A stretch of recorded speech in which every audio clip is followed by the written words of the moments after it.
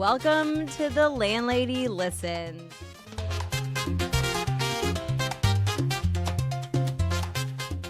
The podcast where we talk all things real estate, development, and the mindset it takes to build your dream life. Okay, hey guys, it's Landlady. I'm your host, Meg Hayden, real estate broker, new construction expert, and a believer in making big visions into a reality. So if you're ready to build it, dream it, and live it, let's dive in.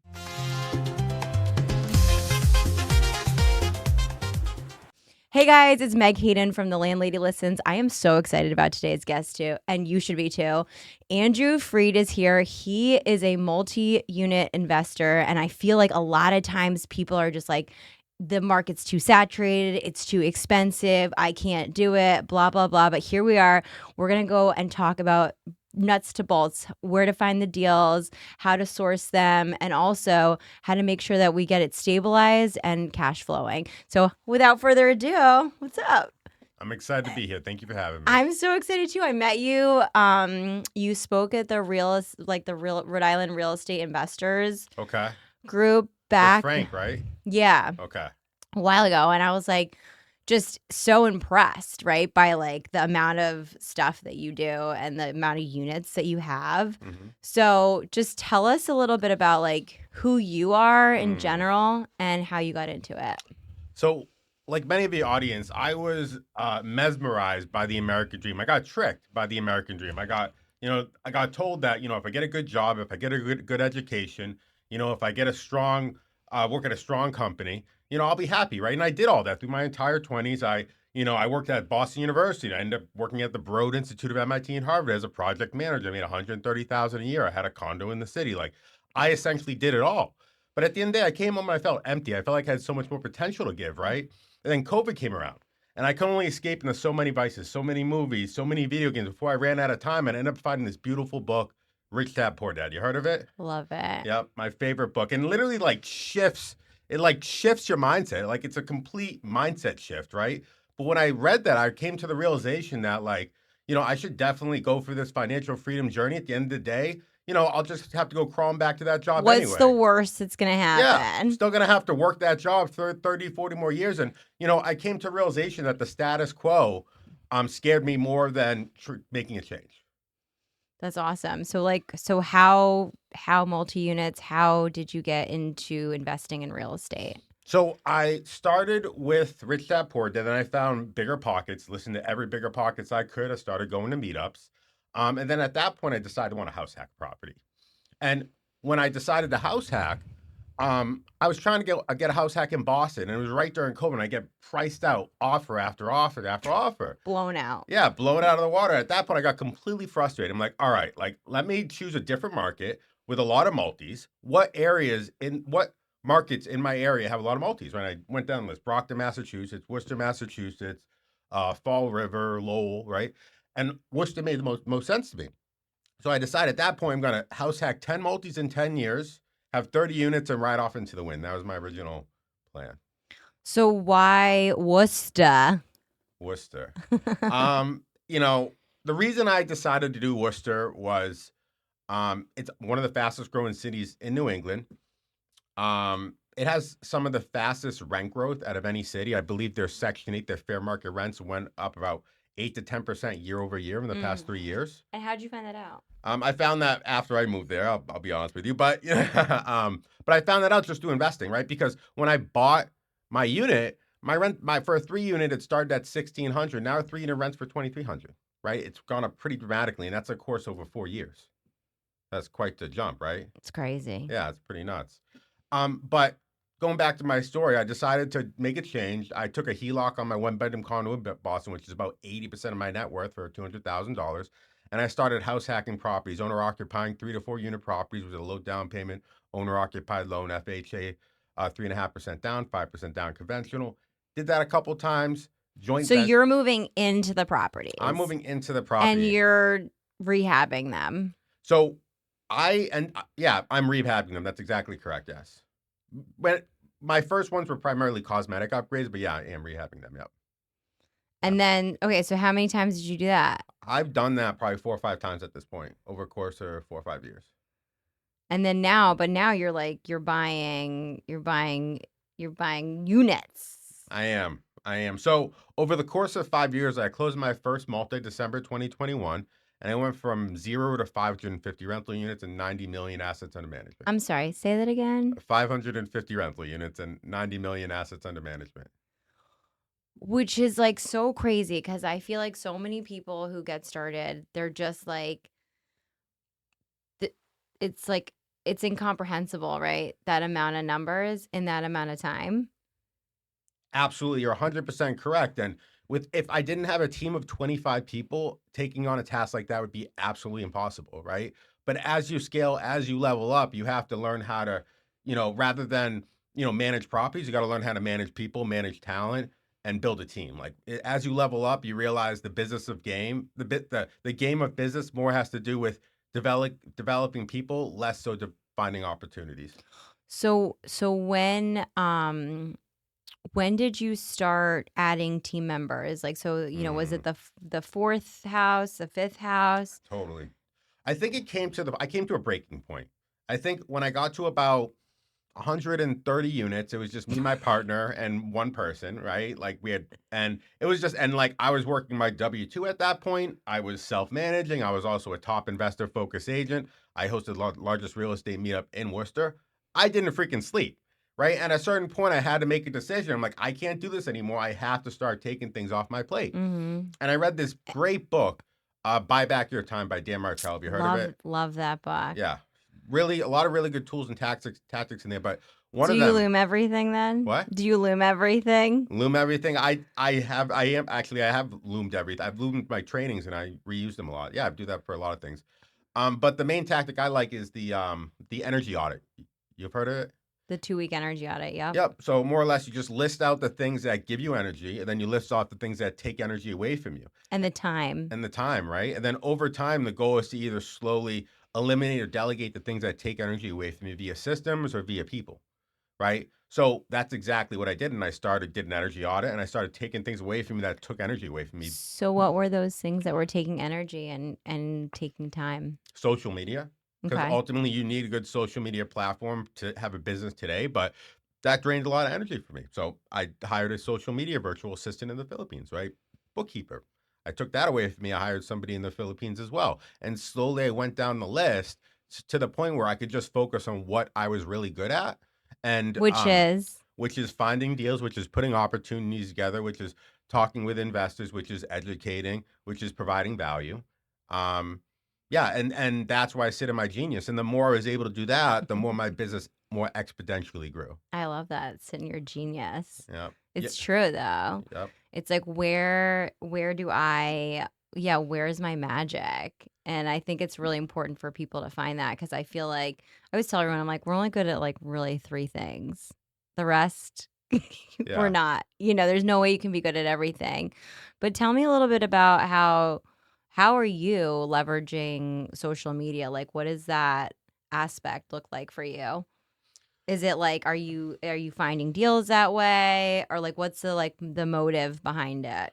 Well, I just going back to your original point, I think there's a big misnomer in our society that, you should focus on your weaknesses and become balanced. And I think that's absolutely the wrong way to be successful. It's like, I want to amplify. Yeah, exactly. Like everybody in this world is a genius at something, right? And if you figure out the 1 or 2 or 3 things you're amazing at and you lean into that and you become the top 99 percentile of that thing, you could do epic things versus top 50 percentile of everything else. You're going to be average. You're going to be moderate, right? Yeah. Like, why do I have to, if it takes me so much time and then I have to try so hard to do something that I'm going to be mediocre at. And I think, I don't know, I was like a special ed kid. So I think that my disability, which was like ADHD, it's auditory processing, which means like I process information like verbally a little bit slower, which in the end actually became a really good thing because it makes me not react in the moment where I'm just like absorbing the information and listening.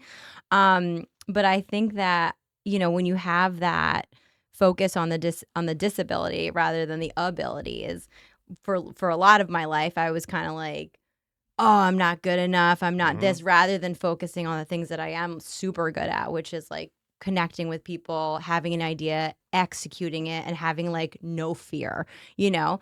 And so I think that that's like something that's super important for everybody, is to really feel like, because in the end, real estate is really about a team. Mm. Right. And so when I started working in development as a real estate broker, I'm like, oh, like I know the numbers, right, as a broker. Yeah.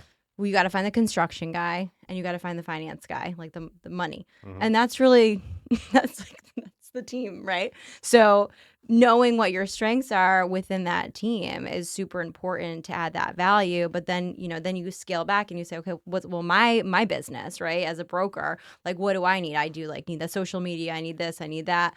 But I think it's really important for everybody to lean in and do that energy audit where you're like, this is sucking my life. And I could literally have like any person do this activity for me, whatever it is, like scheduling my appointments, Yeah, totally. So talk to me a little bit about how you are like sourcing those deals, or how you started sourcing the deals. So one easy way is to source the deals is to become the subject matter expert in any given area, right? So Worcester, for example, I started the largest real estate meetup in Worcester. I'm one of the top multifamily investor focused brokers. I have a large team.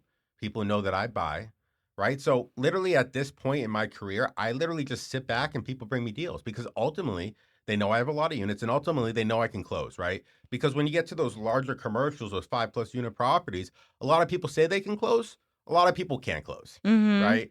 And saying you can close versus closing are two completely different things, right? So that's one way I source a deal. Another way I like to source deals is, especially if I'm trying to 1031, a lot of times I'll go to a seller and be like, all right, obviously you're a sophisticated investor. Obviously you're a very smart person, right? You don't want to pay Uncle Sam. You're obviously going to want to 1031 your property. So why don't we give you a 120-day close, give you all the time in the world to find a replacement property, and you 1031 your property.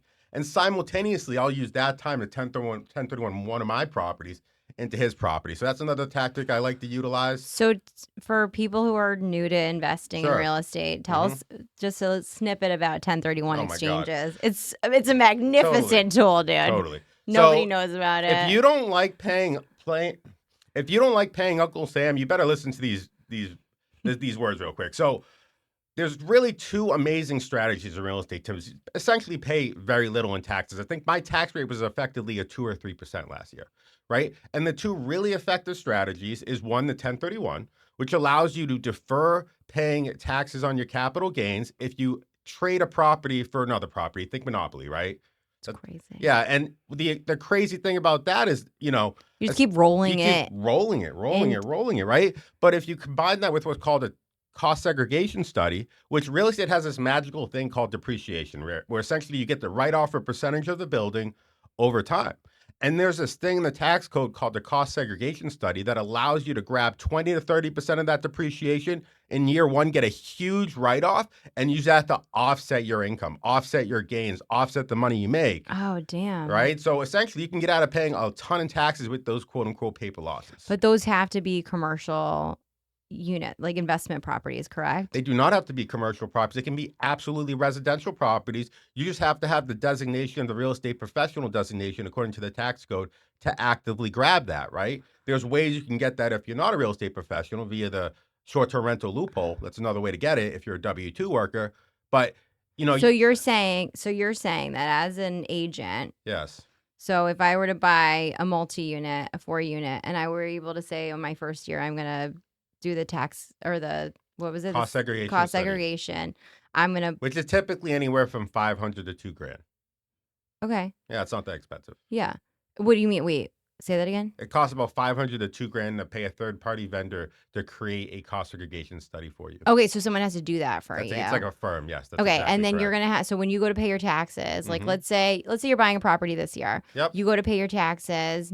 When are you getting the cost segregation person to what you're getting it next year? When are you getting them to do that, and then they give it to the accountant? Like, how does that work? Yep. You have them do it, and they give it to your accountant before you file your taxes. Your accountant includes that in your tax filing, and that's going to result. Say, for example, it's $1 million property. That might result in you getting a $200,000 write-off, right? So it's going to show that property shows a $200,000 loss. And why that's so amazing is, say you made $200,000 a real estate Yeah. agent and you have this $200,000 loss. What do you think happens to that $200,000 profit that you made? It gets washed out. You show zero in your taxes and you pay zero to Uncle Sam. That's amazing. Yeah. Wow. Cool. So let's keep talking about I totally forgot to switch us. All right. So obviously you're getting deals, okay? Yep. You're getting deals now because you've become the expert in the field of multi-units. You had just told me you closed 21 units and then some other 31 units. What are you looking at? What is your criteria when you start purchasing these? So that's a very important question, because if you don't know what you're aiming for, you're not going to be able to hit a target, right? So it's very important to have a very niched buy box, right? And my buy box is typically 5 to 50 units, portfolios, properties at 20 to 30% discount on a price per unit basis, typically within an hour outside of Worcester with some value add that I can create. That's typically my model, because my model involves me creating that value, refining money out, and then use that money to buy more and more and more property. All right, so let's break that down a little bit more. So we Sure. have 5 to 50 units. So, I mean, the nice part about that too is that you're not, when you're looking above 4 units, right? You're not working with every single person that's looking for a property with an FHA or a Yes. conventional. You're not working with the typical market per Absolutely. se. So you have to go essentially get a commercial loan for that, for people who are listening. Why are we breaking it down price per unit at that 20% discount? I just thought that was like an interesting way to look at it.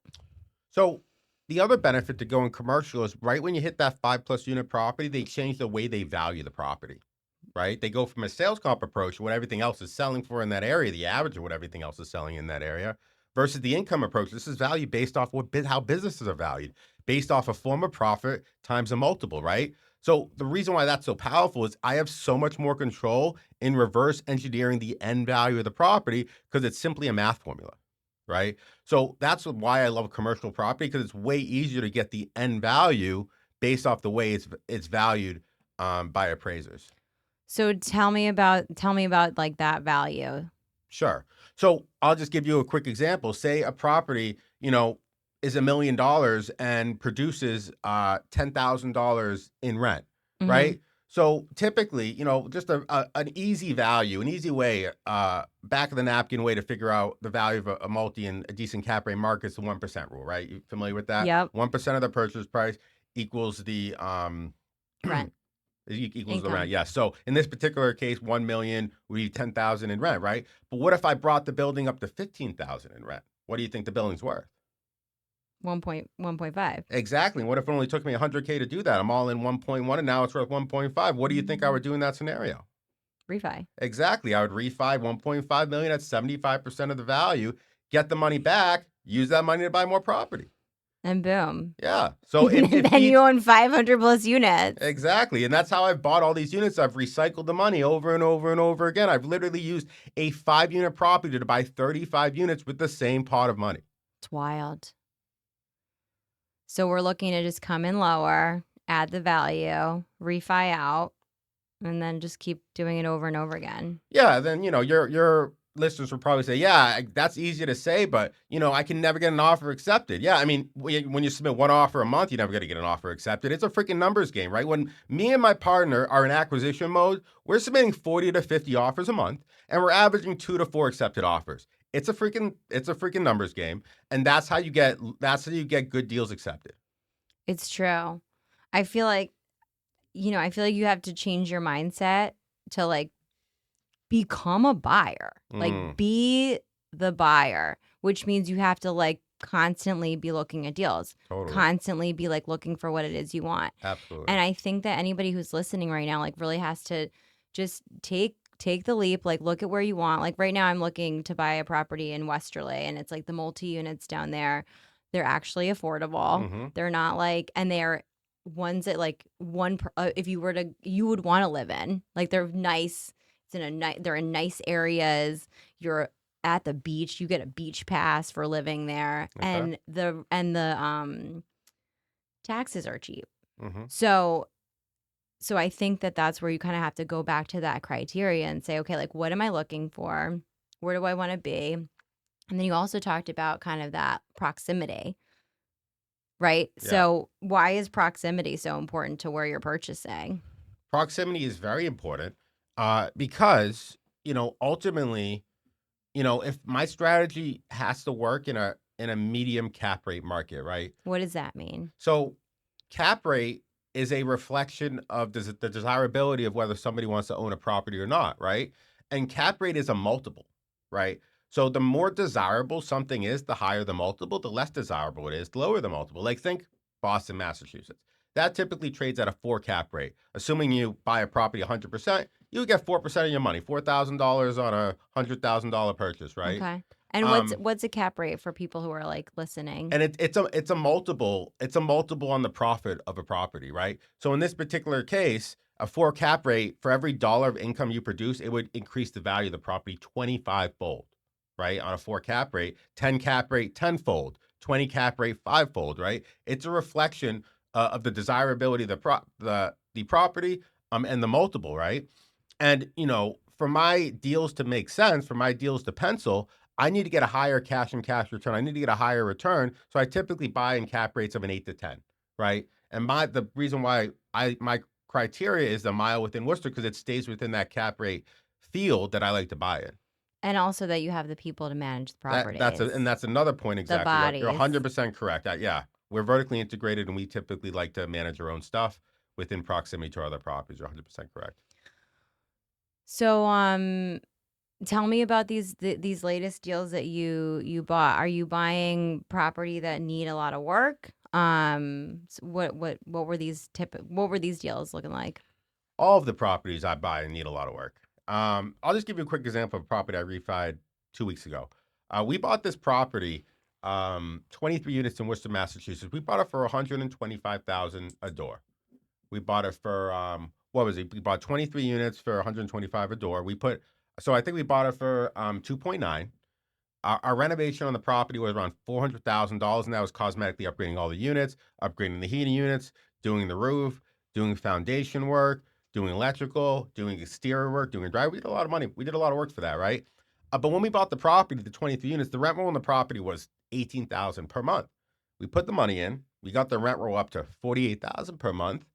Damn. Yeah, we were all in 3.5. Right. So yeah. And we got the property appraised for 6.3. So we essentially refied all of our money out. We got a loan for 4.5 million. We got all of the money out plus some. And now we're using that money to buy more property, right? So that's a deal for us. Obviously that's a home run deal. All deals don't work out like that, but that's an example of something that we would buy, right? But it needed $400,000 worth of work. The rent roll got doubled. We had to evict probably 6, 7 people. It was in very bad shape, right? So when someone's like first starting off, what would you say the things are for them to like make sure that they're watching out for? So I feel like we have to cover expenses, right? We have to make sure when we're finding the cap rate, we have to make sure that we're accounting for all of the expenses, right? And I feel Yes, like yes, yes. I feel like investors that start off, they're like Mm-hmm. they're not thinking about necessarily all the expenses that they're going Totally. to incur, even eviction, like even Yes. evicting people. And so that's why even people who are starting off with like the 4 unit or getting more units, a lot of the times it's like, please have that person be out before I close. I don't Yep. want to deal with it. I don't want to deal with the hassle. I don't want to deal with the expenses, and I just want them out. But talk to me a little bit about the things that investors should be thinking about that they don't necessarily think about in terms of expenses and cost once you purchase the property. So I hear this all the time where investors are like, oh, I get 20, 30% cash on cash return. I'm like, okay, So like, what's the number you should be getting? What's your criteria? yeah, so I think what a lot of people fail to do is they never build in phantom expenses. And they never build in money to put aside for repair, for maintenance, for CapEx, Vacants. for vacancy. What's For CapEx? CapEx is money you put aside for large capital expenditures. Think roof, think heating units, think electrical, Down the think plumbing, future. right? Mhm. Maintenance and repairs are those dinky little, tech calls, right? Just fixing dinky little things in your units. Vacancy, right? Like you think your property's going to be occupied 100% of the time. It ain't going to happen. who's going to manage this property? Even if you're managing it, you would have paid somebody else 8 to 10%. It's a real freaking cost. And you should build that into your numbers, right?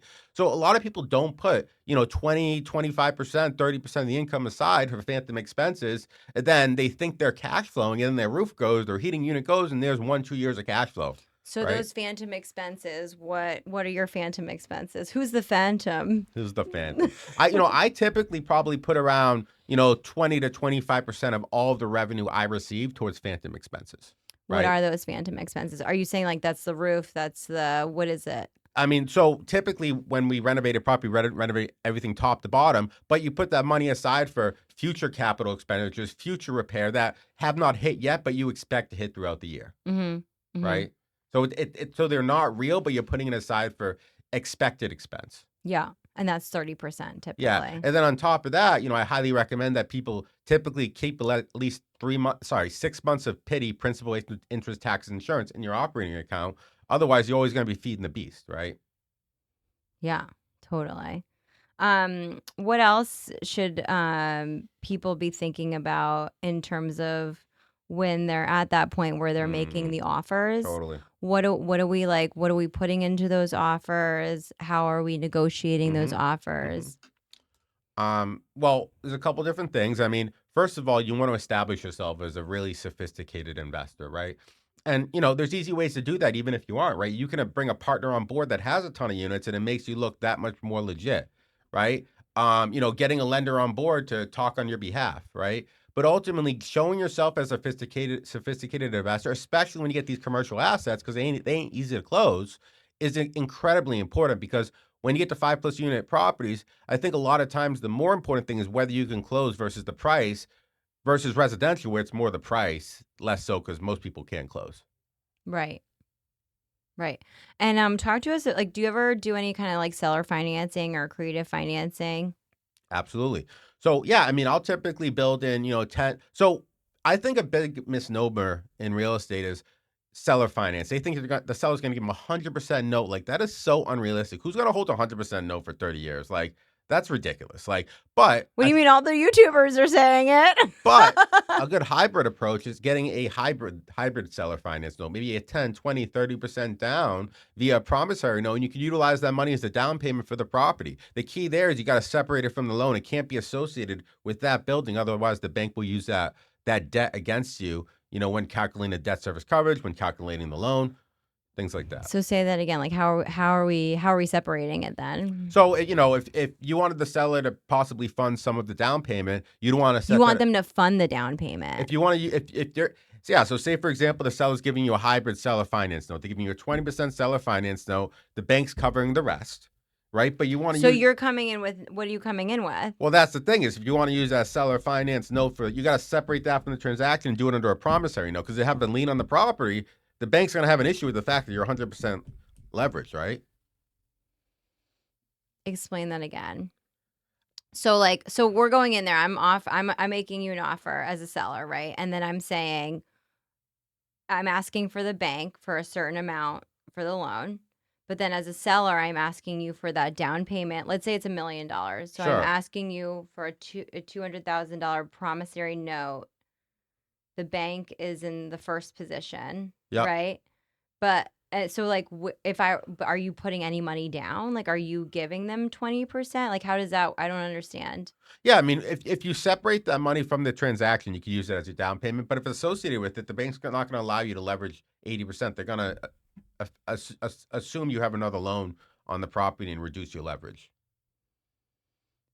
So how do you like create that promissory note, and then like how does it work with the like you when you go to purchase the property? Is it like Maybe we should just nix this part. I feel like we're confusing the audience. I want to learn Oh, more. sure, yeah, so- I'm Okay, tell so, me. yeah, essentially, if you have a seller finance note associated with the property, the bank's going to use that debt in your debt service coverage ratio, and they're going to reduce the leverage that they're going to lend you. Rather than giving you 75% of the property, they're going to be like, you have this other note, only going to give you 60% leverage. Got it. But what I'm asking then is when you have that promissory note from the seller, right? The seller is like, okay, I'll loan you $200,000, right, to purchase this property. are you giving somebody like the down payment? Like, are you giving them whatever? Are you giving them the 20% down? Are you how much are you giving the seller in order for them to like accept your offer? The bank would give the other Oh, the other 80%. amount. Yeah, you Okay. still have to give your P&S money and deposit money, but you essentially the bank would give 80%. The seller would, give you a loan for 20%, and you would just have two liens on the property, one via promissory note, one to the bank. Okay. So then you would be that would be in second position in Well, terms of the if or it's not even on there. yeah, and the bank can't see it. If they see it, then I mean, sometimes you could be transparent with them, but a lot of banks don't like that. They don't like 100% leverage. So you Interesting. gotta, yeah. So you got to work with the right attorney. Yeah, you gotta work exactly. Yeah, you gotta work with the right. Yeah, I probably wouldn't put this on there, but but that's a strategy I've done before for sure. We Like could. I brought no money to like a $3 million deal because the seller gave me angel case seller finance. So That's wild. yeah, That's awesome. yeah. Um. So so we've gone over a lot. What would your advice be to people who are first starting off? My advice to people first starting off is start with a house hack, right? And real estate investing is not. It's just like walking. Like when you first to learn to walk, you had to crawl. You had to walk, and then you had to run, right? It wasn't. It was you acclimated to that, right? And you should do the same with real Progression. estate, right? Like you should take on easy projects initially, maybe a house hack with cosmetic upgrades, and then maybe your next property take on something with a couple capex, a couple heating units, and then maybe take on a deeper value add property in your third property. But don't go straight to the gut rehab, go bankrupt on your first deal and throw your hands up and say real estate's too challenging. You literally try to take on an expert level thing as a beginner level investor. Well, I'm buying my first multi-unit. I'm using I mean, I've had houses in the past, but for me, I'm buying it by myself. I'm super excited. I'm doing seller financing, and again, I wanted to purchase in Westerly because that's like where I want to be for Okay. the time for like a hmm minute. Went into like looked at a couple, been looking at a couple different houses, and then I found this one in Westerly off market. And I was same thing. I was like, just a little bit of cosmetics, like pulling up the carpet, hmm a little bit of sanding, a little Yep. bit of staining, putting in a little mud room. Like I can, I can put a bench, I can Yep. paint, I can make it look cute. Paint and then and then furnish it. And the other two units are gonna be already with two people. Um, but when I was looking at like some of the other property, and it has a lead certification, new hmm porches, like Yep. just all the things, and I'm like, its roof is 12 years old, and but just looking at it, I'm like, all right, I feel comfortable getting into that rather than going and like I have two kids, you know what I mean? I'm like, Yep. I'm the matriarch, right? So like I hmm can't be like bankrupting myself. But then I was like looking at other properties because I've been like looking everything in Westerly, and these other houses need just like too much, dude. You Yep. know what I'm saying? Like just the whole place looks like shit. And versus walking into a place where you're like, okay, everything's like kind of clean, little messy, Yep. but not dirty, not like nobody's ever taken care of it. So I'm excited about this property specifically because I'm like, I feel comfortable here with this. It's hard to mess that up. It's hard to mess up something Yeah. like that, right? Even if you go 10, 20 grand over budget, it's very hard to mess something like that. If you go 10, 20% over budget on a deep value add, like that's a significant amount of money. And the thing about real estate is you will go over budget. That's the truth. Yeah. I typically build in 10 to 20% contingency because I know I'll go over budget because it always happens, right? Right. So I think you should just absolutely just take on something easy and acclimate yourself to more challenging projects. But also get like make sure that you have somebody who is like working like with you to go look at the properties to make sure that you're like if you're buying property for the first time, I would highly recommend either finding like a mentor or working with a real estate agent that like knows what they're looking at. You know what I'm saying? Like, okay, this needs a new roof. That's going to be 15 grand. You know what I'm saying? Do you have that money? Are you going to have that money to be able to do the rehab and what have you? And definitely getting inspections to make sure that you really know what kind of property you're walking into. Yeah, you absolutely want to work with experts for sure. I mean, the investor focus agent, the inspector, the mentor, all the contractor, all good people to bring to be on your side to determine the renovation scope, right? For sure. So technology. Like I've been using, I always ask everybody like kind of what technology, Mm. what are they leveraging? Because it was great. Like I was able to build out on Claude, like exactly how much, the seller financing is going to be, like how much, whatever I'm going to have to pay each month, right? As well, and all my expenses and the different percentage, like the loan amounts and the percentages, and to be able to know how much I can stabilize the rents to using Claude in like 2 seconds, Hmm. feeling super comfortable. But what are you like using and how are you using it? Because we just did like my broker, he's like looking like a crazy person. Like he's got like 7 screens at this point. And we were doing like Claude today, and there's just like there is so much that it can do, like Claude Mm. and AI, that Hmm. it's like my mind is it just feels like we're gonna be able to just like reproduce and like ripple so much faster. But what are you using? I use AI for just for monotonous tasks like due diligence, right? Like reviewing 50 estoppels for compliance to ensure. What's an estoppel? An estoppel is something you get signed by the tenant prior to closing, agreeing if whether They they're pay up the pay rent. the rent, what their rent is, whether they're responsible for utilities, everything essentially associated with the lease, right? But it's incredibly important because it's essentially the final sign off to what the leases say, right? And they could save your butt in eviction court as well. So very, very important documents. Mm-hmm. So that's the only just estoppels No, for I mean they help ChatGPT. me quality check a large amount of estoppels. If I'm trying to review, insurance policy to see if I have coverage for something or not, it's a fantastic way to just get to the nuts and the bolts, right?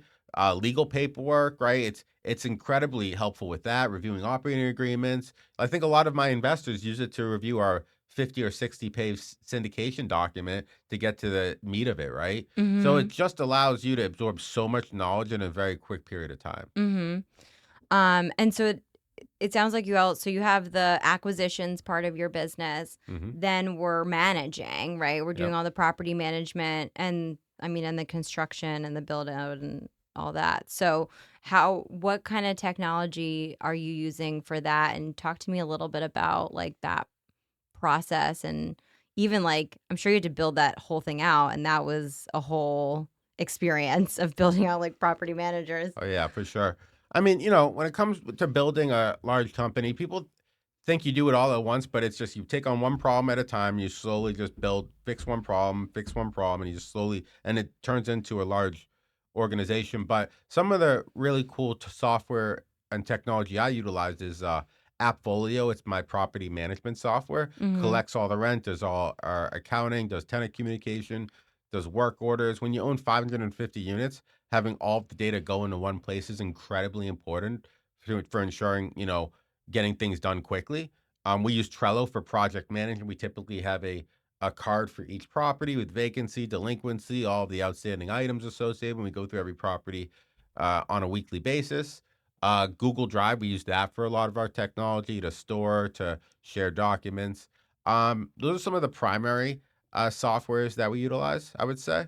And I utilize a really cool software called Fixer AI, which Mm. is like a AI executive assistant type software. And they organize your email, they write synopsises for you, they record your meetings, which is really cool if you want to reuse trainings for other employees. So yeah, those are kind of some of the technologies we utilize. Something I wanted to kind of go back to when we had first started talking in the podcast, you had mentioned people, right? Like Mm. how important it is to have the right people.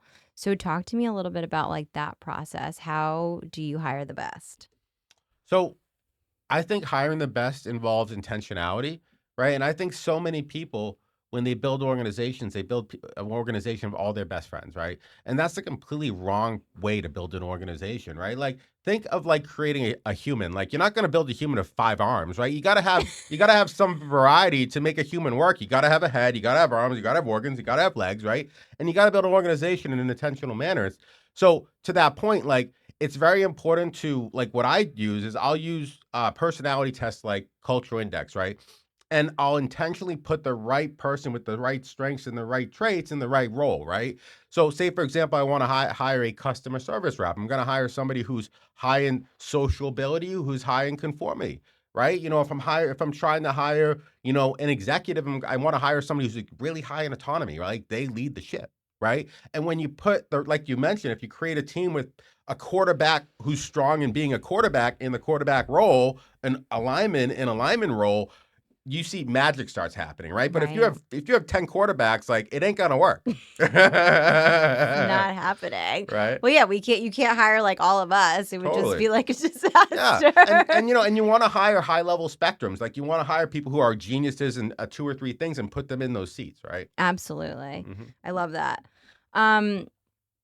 Tell me about any like book that you would recommend, like that's one of your favorite books or that you're reading now, or even like a podcast other than The Landlady Listens. Okay.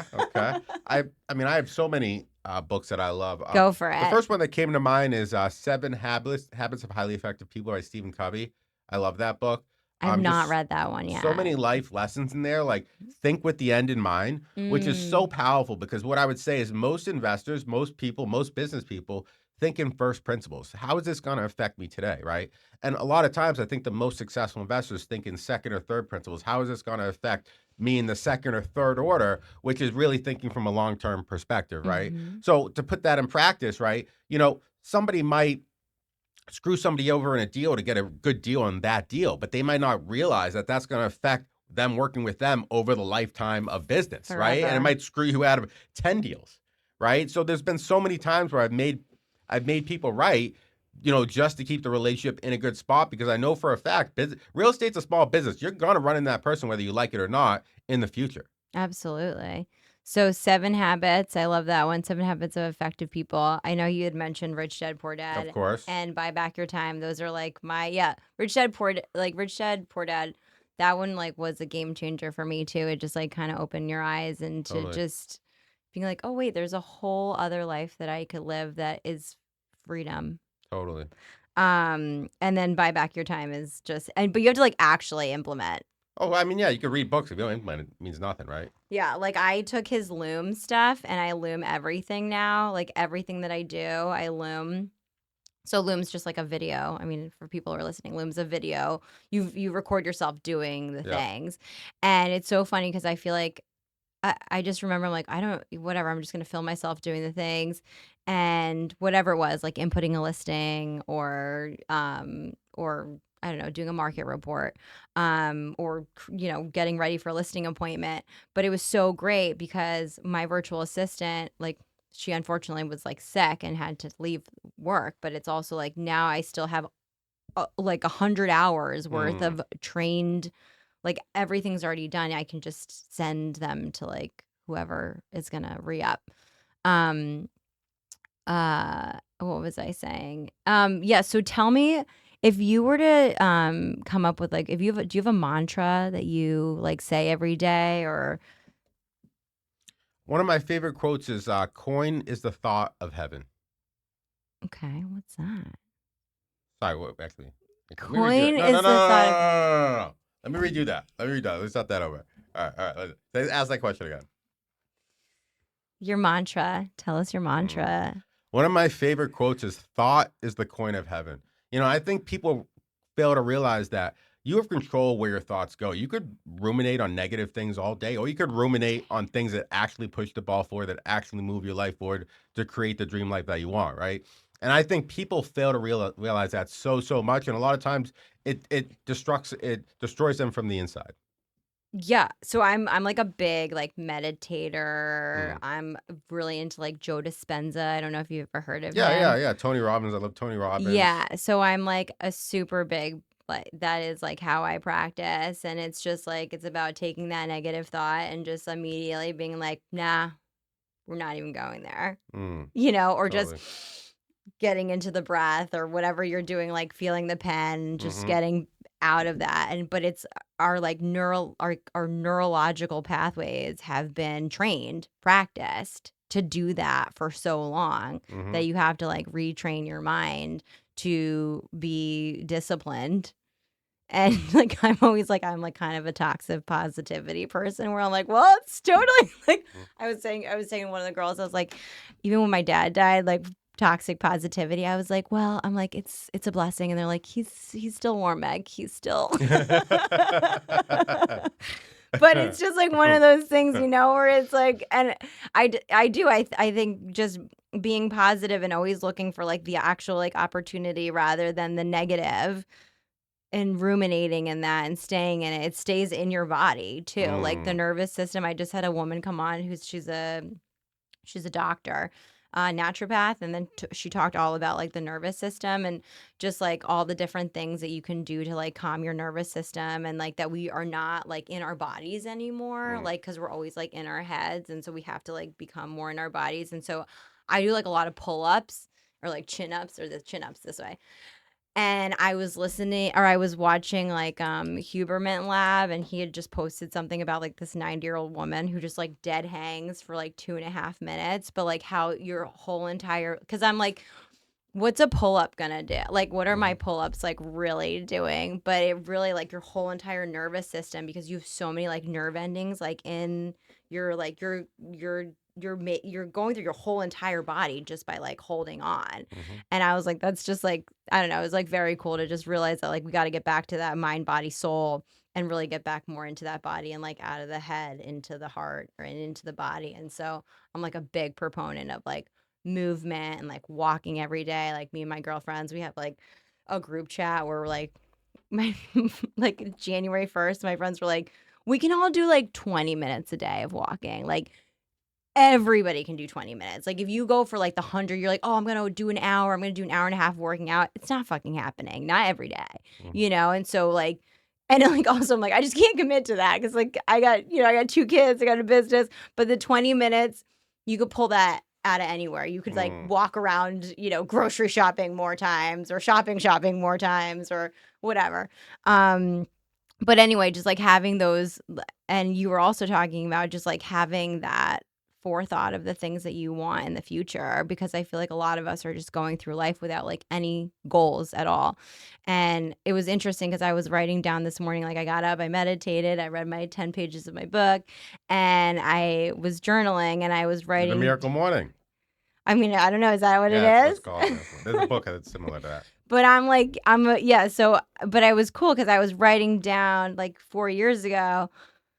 Not 4 years ago, 2 years ago, I had written down that I was like buying this house, and then I was going to have like a little art studio. And that's why this place in Westerly is dope, because it's got a buildable lot. Right now it has like a 3-car garage plus a little like studio. So me and my kids will be able to like do all of our art and just fucking get it all dirty. You know what I mean? Not have to like clean anything up.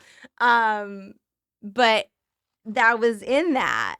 Like I had written that 2 years ago, and it's just like, I think it's really important as like humans to really think about the things that are super important to us. And like one of them should be health and like wellness and like mental wellness. Because like if we don't take care of this, our bodies, then we're not gonna be able to get to the end. Totally. And also just having that investment mindset where you're saying like, what am I investing in now that's gonna play out into the future? And I think a lot of times too, though, like when you're investing, right, when you're investing in your first property, how are you looking at it like over time, right? So like obviously you're putting this money in, you're getting this income, but the expenses are higher because of the mortgage and the principal. I mean, that's all the mortgage and the principal, right? Like how do you look at that like mathematically over time? It's just like, do you have a spreadsheet or something? Yeah, I mean, when I underwrite property, I typically underwrite property based off the pro forma rents, the market rents, and the cash on cash return, based off how much renovation money is going to take, right? So, typically I underwrite aiming for a 10 to 12% cash on cash return. Assuming, I buy the property for $1 million, I put $200K renovation, it should produce a 10 to 12% cash on cash return. And going back to your point about reverse engineering, ultimately that property can produce a 10 to 12% cash on cash return. I just have to offer a certain price, right? So it's just reverse engineering to my underwriting and submitting an offer. Got it. Cool. And then my last question is, how can people get in touch with you? Thank you. They can find me at Investor Freed on Instagram, or Andrew Freed on LinkedIn, Facebook. Always happy to connect. Always happy to educate. Feel free to reach out. Awesome. Is there anything else you want to like tell the audience, or you good? What I would say is, what do I want to say? I don't Just do it. know. Yeah. Buy the house. Yeah, right? I mean, just- literally, it's no, crazy. I mean, what I will say is, like, ultimately, it all comes down to taking action. You could be in your head, you could think all you want, but if you don't take action, it means nothing. It's so true. And it's like you can swindle up that money. You can find it. Absolutely. You can totally find it. 100%. Well, thank you so much, my friend, for coming on the show. I really appreciate spending this quality time with you, seriously. But that is it today for the episode of the Landlady Listens, where we turn vision into reality. Remember that success starts in your mind before it ever shows up in your life. Keep believing, keep building, and most importantly, keep taking action. Until next time, trust the process, bet on yourself, and go create the life that you deserve. And don't forget to like, subscribe, and share this with someone who needs to hear it. Thank you so much. See you next time. Meg, love you. That's it for today's episode of The Landlady, where we turn your vision into a reality. Remember, success starts in your mind before it ever shows up in your life. Keep believing, keep building, and more importantly, keep taking action. And until next time, trust the process, bet on yourself, and go create the life that you deserve. Don't forget to like, subscribe, and share this episode with someone who needs to hear it. Love you.